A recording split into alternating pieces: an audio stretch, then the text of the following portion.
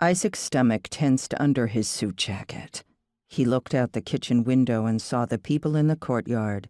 Here, a morose Hasidic teenager, there, an out-of-work musician, and next to him a beggar, and there, in the far corner near the rosemary bushes, someone who had brought his German shepherd, even though he had been asked not to.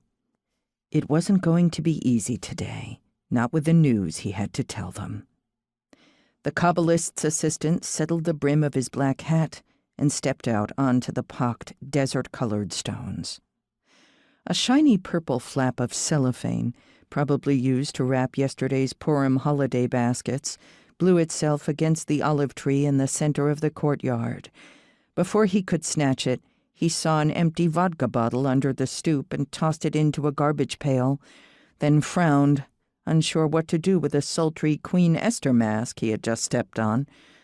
The sun hung wanly in the March sky, as though it too were hung over along with the rest of the country that had spent the holiday fulfilling its religious duty to get drunk. "When is the Rebbe coming out?" a grizzled-haired old woman called out fretfully. "I heard a rumor we can't see the Rebbe anymore," said the bearded saxophonist. He gripped his instrument tightly. "Is it true?" "I have to see Rebbe Yehuda." Mazal the beggar rested her bulging pita sandwich on her ample lap. "He always says I make him happy." Her guttural, trembling voice spoke for all of them.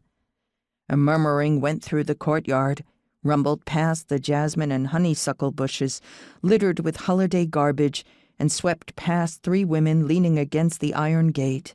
Isaac heard the fear in the murmurings. His own fear and concern for the Rebbe he swallowed back.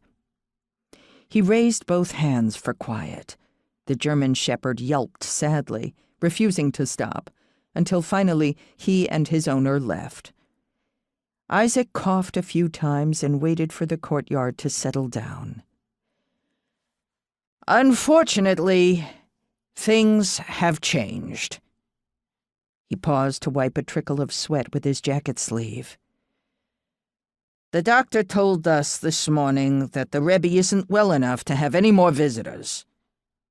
They all stared back at him shock-faced. As if on cue, the women near the gate reached for their little books of psalms, their lips already twitching in prayer. "Don't worry," Isaac rushed on. "From now on, you can give me your questions and I'll pass them on to the Rebbe, plain and simple.